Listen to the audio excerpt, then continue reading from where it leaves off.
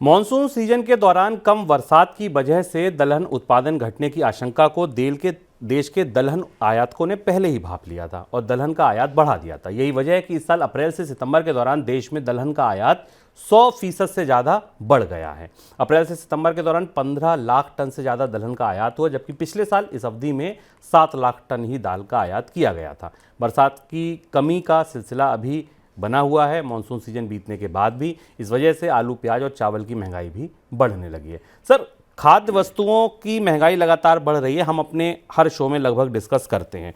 अगर अब आयात पर निर्भरता बढ़ रही है तो आयात होता है डॉलर से।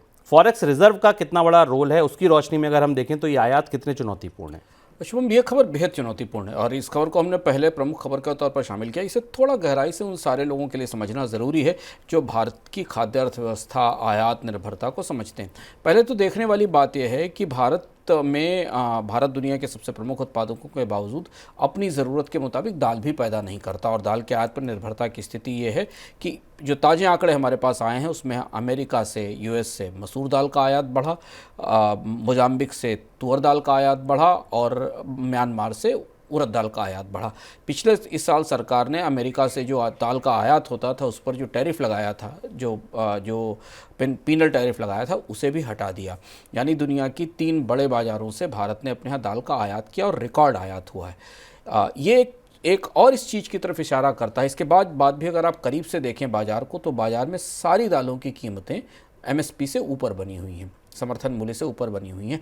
इससे हमें ये पता चलता है कि बाज़ार में दालों की महंगाई की जो अंतर्धारणा है वो कितनी मजबूत है, कितनी मजबूत ढंग से महंगाई मौजूद है। रिजर्व बैंक जो अपनी मौद्रिक पॉलिसी में कहता है ना, और जो नापता है कि महंगाई के बारे में लोगों का परसेप्शन क्या है, तो महंगाई का जो परसेप्शन है दालों में वो कितना मजबूत और कितना स्ट्रांग है। और अक्सर कहा जाता है कि महंगाई से ज़्यादा महंगाई के बढ़ने की संभावना बुरी होती है।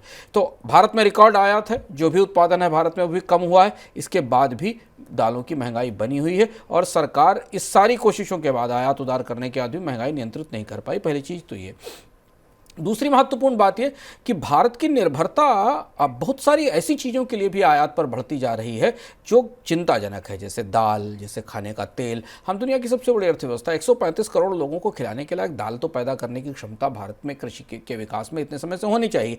लेकिन ये आयात बताता है कि भारत के दलहन उत्पादन मिशनों की सफलता बेहद सीमित रही है और दाल की मांग बढ़ने के कारण या लोगों को दाल की ज़रूरत के कारण भारत को अपनी विदेशी मुद्रा का बड़ा हिस्सा दलहन आयात पर खर्च करना पड़ रहा है। इसके अलावा अगर आप कच्चा तेल देखें, इसके अलावा गैस देखें, गोल्ड देखें, जिस पर हम आगे चर्चा करेंगे, तो खाद्य अर्थव्यवस्था का एक बड़ा हिस्सा 135 करोड़ की आबादी का आयात पर निर्भर है। और जब भी आप आयात पर निर्भर होते हैं अपनी खाने पीने की ज़रूरतों के लिए, तो आप सिर्फ अपनी विदेशी मुद्रा ही बाहर नहीं भेज रहे होते हैं, वहाँ से महंगाई इंपोर्ट भी कर रहे होते हैं। क्योंकि भारत जैसा देश जहाँ पर इतने बड़ी मात्रा में दाल और खाद्य तेल का आयात होता है, तो जैसे ही यहाँ पर मांग बढ़ती है वैसे ही महंगाई अपने आप तैर कर विदेश से भारतीय बाजार में आ जाती है। केंद्र सरकार फिलहाल गेहूं और चने के आयात शुल्क में कटौती नहीं करेगी। सरकार के पास खुले बाजार में गेहूं और चने की सप्लाई के लिए पर्याप्त स्टॉक है और उस स्टॉक को ध्यान में रखते हुए सरकार की तरफ से आयात शुल्क में कटौती नहीं करने की बात कही गई है।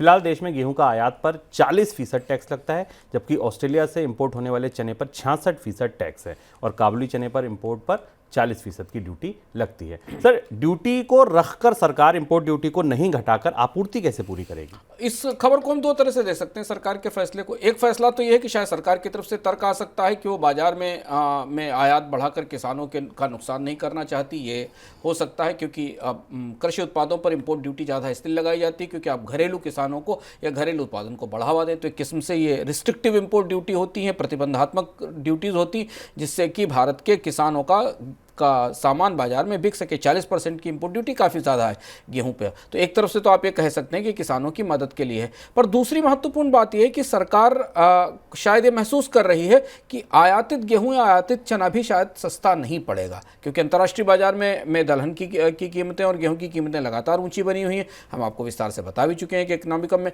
कि अगर भारत आयात भी कर रहा होगा, चाहे वो ऑस्ट्रेलिया से गेहूँ आयात करे या कनाडा से आयात करे, दोनों तटों पर आने वाला गेहूँ आमतौर पर भारतीय बाजार में जो गेहूँ की कीमत है उससे महंगा ही पड़ेगा रुपए की कमजोरी के कारण। तो ऐसी स्थिति में सरकार आयात इंपोर्ट ड्यूटी घटाकर किसानों की विरोधी या किसानों के हितों पर असर करने वाला फैसला नहीं करना चाहती।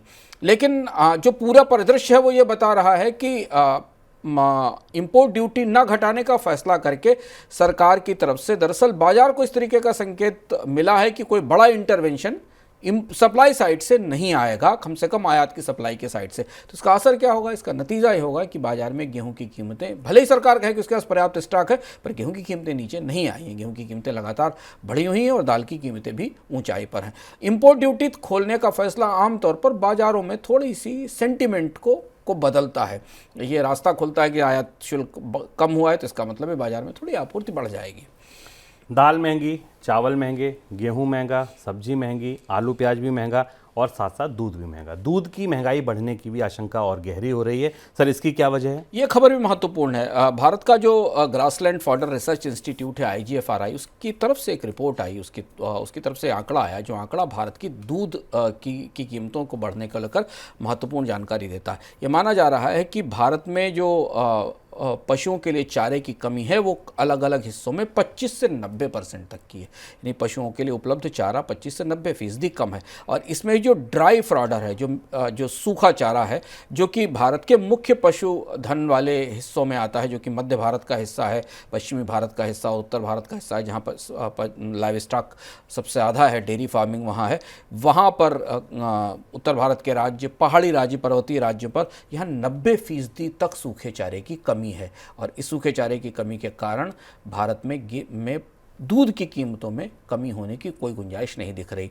अगर आप मनी सेंट्रल में देख रहे हैं तो आपको लगातार अलग अलग समय पर बताते रहे, पिछले 1 साल से लगभग 2 साल हो गया है भारत में दूध की कीमतें लगातार बढ़ रही हैं। और उसकी 2 बड़ी वजह है। सबसे पहली वजह तो पहले पशुओं में रोग था, जबकि हम लंबी का असर देखा था, और उसके बाद अब चारे की कमी है। चारे की कीमतें बढ़ना इसका एक बड़ी वजह है।